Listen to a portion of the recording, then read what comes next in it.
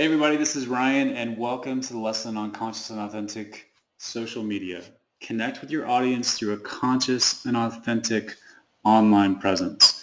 Now, I just want to pull back the curtain for a second, and I've said several times that do not do everything in this training. Do not do everything.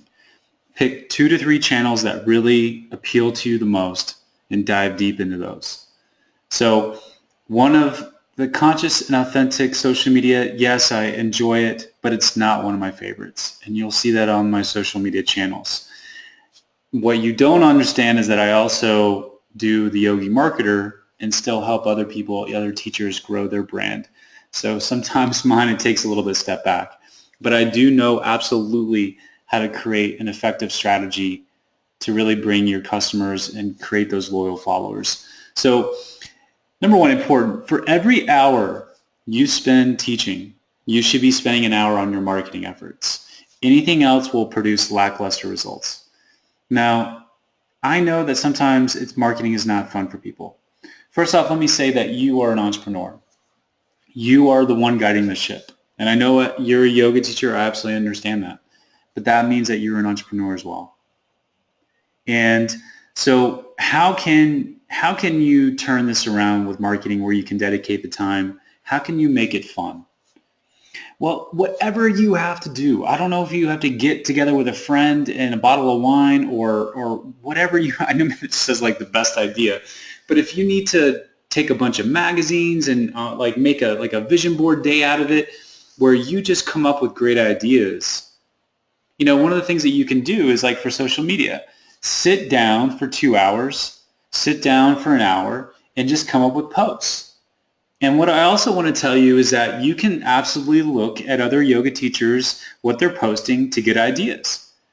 You know, I was talking to a client earlier today. I said, you know, one of the things is that we're all standing on the shoulders of geniuses. Yes, we have innovative ideas every once in a while, but really we're just kind of taking the information that we see that we really like and we're sharing it. And that's okay. You know, because sharing information that you really enjoy gives people a glimpse of about your personality. And of course you're going to come up with your own content every once in a while, but don't be afraid to share things. You know, that's definitely a way to continue to increase your audience and share with them good information.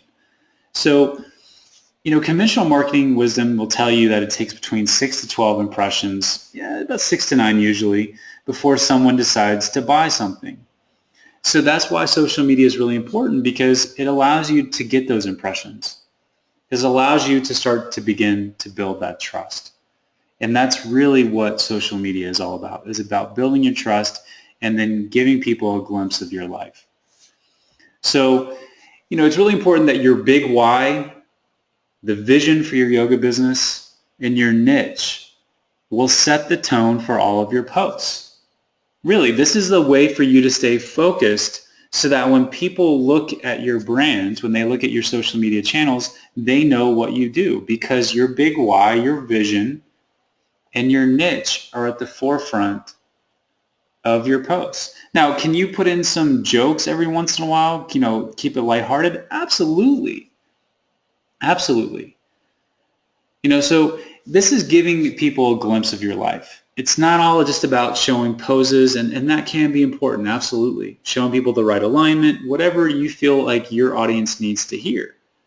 But they also need to see a glimpse of your life. They need to see you.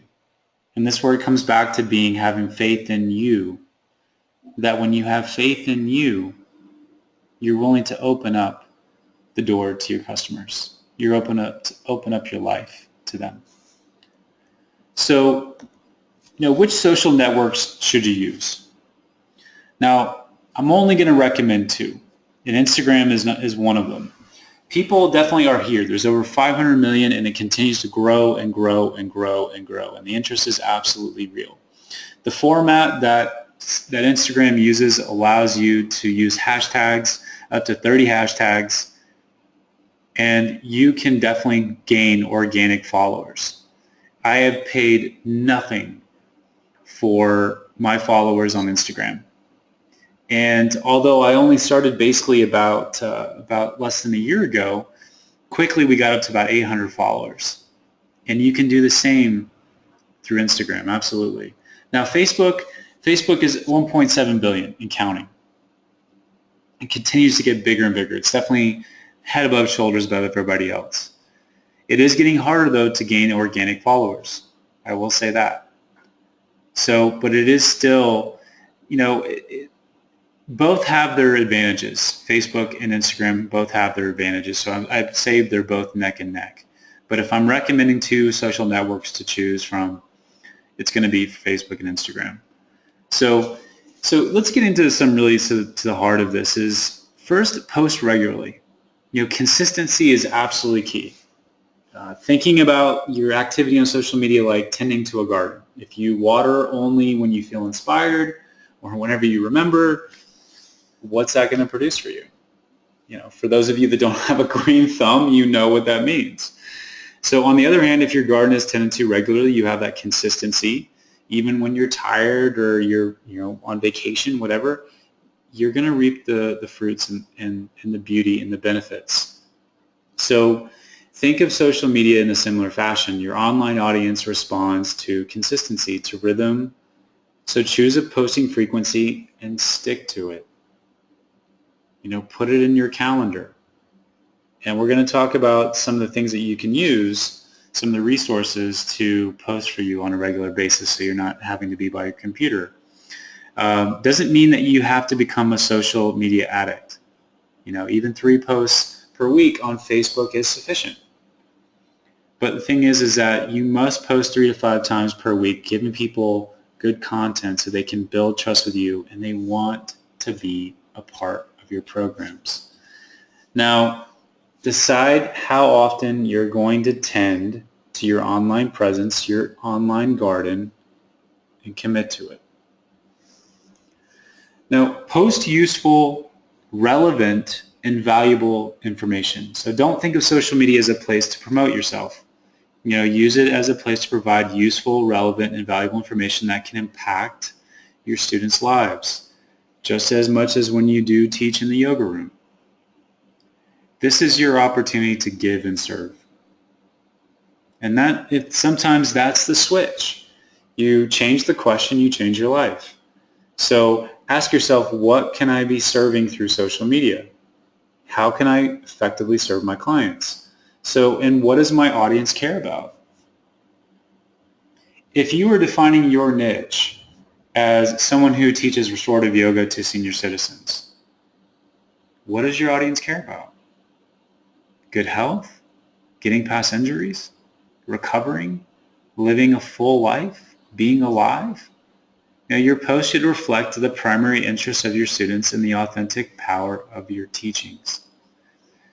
Think about what your students care about most and post it regularly. So think back to your avatar. This is why I recommend having not only your vision, so that you're always keeping in focus what you want for your life out on your desk, but also your avatar.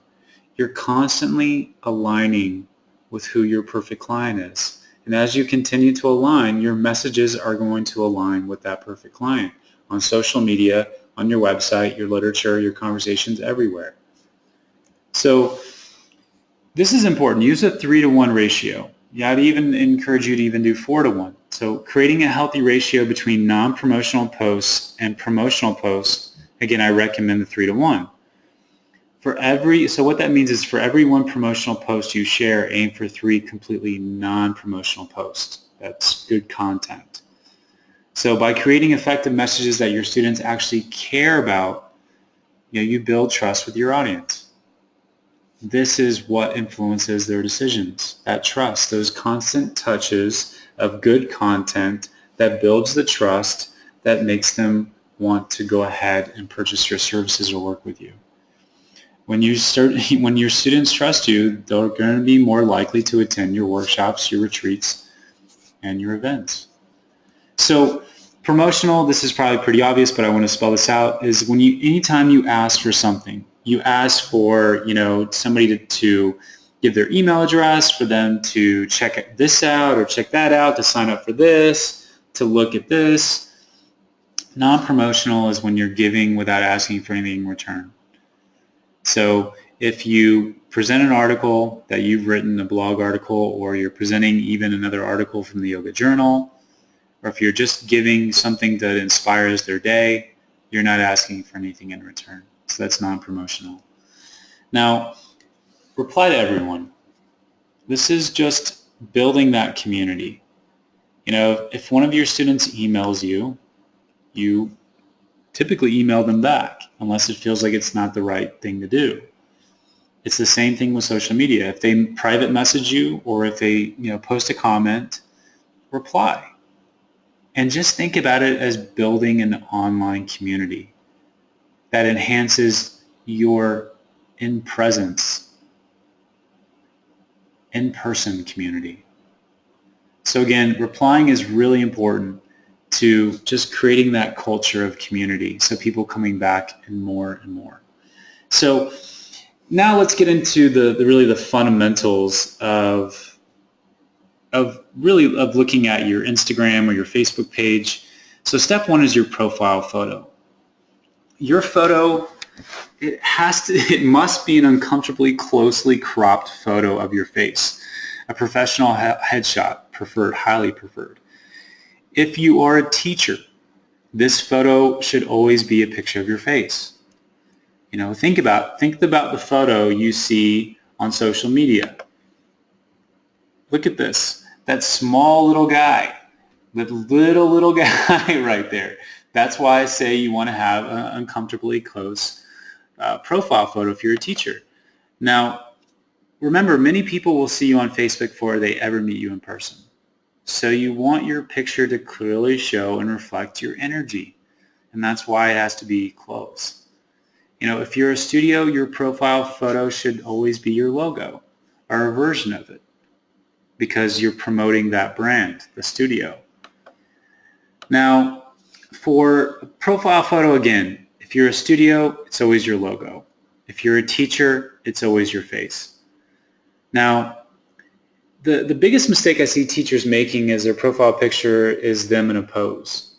And the reason why that is that you look like a stick figure in the smaller photos. So again, let it be your face. Step two, cover photo. What do you want people to instantly know about you upon viewing your profile? Think about that. What do you want them to know? So, what I'm going to show you is the cover photo that I currently use right now. Now, Facebook has just changed. So even though you see this empty spot right here, it's because within the last 2 weeks, they've actually moved the profile picture over to the left for businesses. So, but anyways, the point I'm trying to make here with the cover photo is that, my primary business is my yoga marketing program. So how do I get people to build that? How do I build that trust with them? I do it through the webinar. It shows that I'm willing to give good content. It's showing that I'm willing to show what I'm about. An invitation to learn more about me and to learn more about their yoga business. So I'm promoting my yoga webinar, and that's why I have it on the cover photo. Now you can change it up. Like for instance, May is for Mantras. We ran a 30-day mantra challenge, and we had over 100,000 people view the actual challenge. Now, did everybody like my page? No, but that's okay because I got on their sphere of influence. They actually, found us. And the thing is that if somebody comes to your page and they don't like it, it's okay. Maybe they're not your perfect audience. You don't need to get every person that comes. I would rather have 1,000 loyal followers of people who are in my target audience than 10,000 people who kind of like me. And hopefully that makes sense, because that 1,000 is going to be much more stronger to growing my business. So your cover photo should be, one, professionally branded. Having your logo, whatever it may be, it should show exactly who you are and what you have to offer. Reflect exactly what you teach. If you're a Kundalini yoga teacher, or if your niche is a restorative yoga teacher or a kids yoga teacher, This is where you define your niche on there and showcase what you do in the world. Make that clear. So your cover photo, you must select the right colors and the correct photos, and again, have a great photo shoot. So really, what does that mean? It means aesthetically pleasing. Now, when I say photo shoots, professional photo shoots, first off, what I've usually done is a good friend of mine, actually an ex-girlfriend, her brother does photography on the side. He loves it. He's really, really good at it. And he's the one that's always done my headshots. And so I pay him about $200 to do the headshots. And he's happy, and he's a good friend. So it's really a win-win situation. So if your husband, if a good friend of yours is a photographer or, dabbles in that and is a decent photographer, that's what I mean by a photo shoot, a professional photo shoot. It doesn't have to be someone that you're paying $500 to, $1,000, $2,000. Not needed. Absolutely not needed. So studio owners, like options, for your cover photo could be your studio space, like a really attractive photo of your studio space so people get an idea of what the space is like. It could be students taking a class, seeing social proof that you have people that come to your class, a good crowd. And then it could be all of your teachers, just showing that natural energy and promoting the studio through just having the teachers take a photo together. So step number 3, and this is one of the most commonly overlooked areas when building your online brand, is your information. Because people want to learn more. They definitely want to learn more. Now, so the important information that you can give is a short description, number 1, of what you have to offer. A short version of your bio, less than 300 to 500 words, for sure. And what you can do is you can say at the end, to learn more, go to my website and list your website. You want to give your email address, links to other social media networks so they can plug in. So if you're on Facebook, list your Instagram page so people can connect there. Really what you're looking to do is keep basically people in the cloud of your sphere of influence. So if they're finding you on social media, you want them to connect to your website. And you want them to, move around on your website to see what things that you have to offer. Once they go to your website, you want them to subscribe to your signature gift, whatever that may be. So once you have their email, now you have that opportunity to get one of those impressions, one of those touches. And what it's important to look at is think about all of this as just like a giant cloud, a giant sphere of influence. And you can keep people in that sphere of influence through your social media. You can keep them coming through the email, through your blog, and you can promote all of that through all of those channels. If you put a new blog out, like a 2-minute video blog, you can upload it to your social media site. And you can give a little bit of the information. If there's anything written, you can get a little bit of information, say for the rest of the, for the article or whatever, the blog, click here and you show them how to go to your website, the direct page to your website. It's all about linking these things all together. And it's really not as complicated as you think. It's like if you come up with a piece of good content, just ask yourself, where can I promote this? Can I promote it on social media? Can I promote it on my blog? Can I promote it through email? And it's just a way of keeping people in your sphere of influence. So again, getting people from your social network to your website is really key because then they really can sign up through your services. They can see all the products and things that you offer, the workshops, the events, where you teach, your class schedule. And really, again, you want to get them to sign up for your signature gift. So now, the last thing that I want to tell you in this lesson, and I'm going to provide it in the resources area of that, is that there are ways to make this easier. Like one of the examples I'll give you is Hootsuite. Hootsuite, one word, Hootsuite.